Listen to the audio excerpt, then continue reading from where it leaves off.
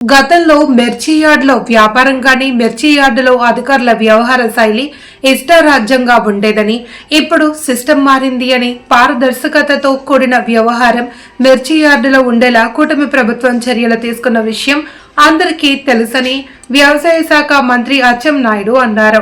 గుంటూరు చుట్టుగుంటలోని రాష్ట్ర వ్యవసాయ శాఖ కమిషనర్ కార్యాలయంలో మంత్రి ఆకస్మికంగా సమీక్ష సమావేశం నిర్వహించారు.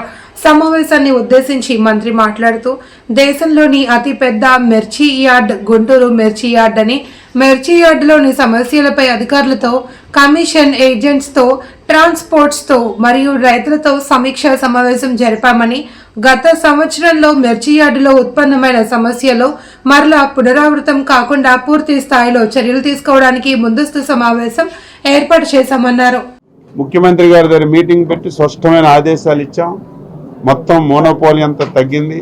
మళ్ళీ ఇప్పుడు కూడా స్పష్టంగా ఎవరైతే ట్రేడర్స్ ఉన్నారో, ఎక్స్పోర్టర్స్ ఉన్నారో, యూనియన్స్ వాళ్ళందరికీ పెట్టి ఆ సమస్య కూడా పరిష్కరించాం. మేము చెప్పిన తర్వాత కూడా ఇంకా ఎవరైనా సరే వేరేగా వ్యవహారం చేస్తే ఇమీడియట్గా ట్రాన్స్పోర్ట్కి, పోలీస్కి ఆదేశాలు ఇచ్చాం. ఆ సమస్యని పరిష్కరించడానికి పూర్తిగా చర్యలు తీసుకుంటున్నాం. ఇక యార్డుకు వచ్చినటువంటి రైతులకి చాలా ప్రాబ్లమ్స్ ఉన్నాయని చెప్పారు.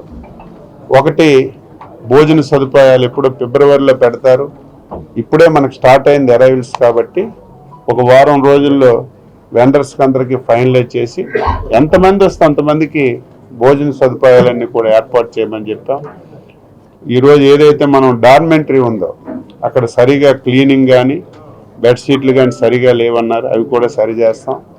దీనన్నింటికి మించి డ్రైనేజ్ సిస్టమ్ కానీ టాయిలెట్స్ కానీ బాగలేవని చెప్పారు.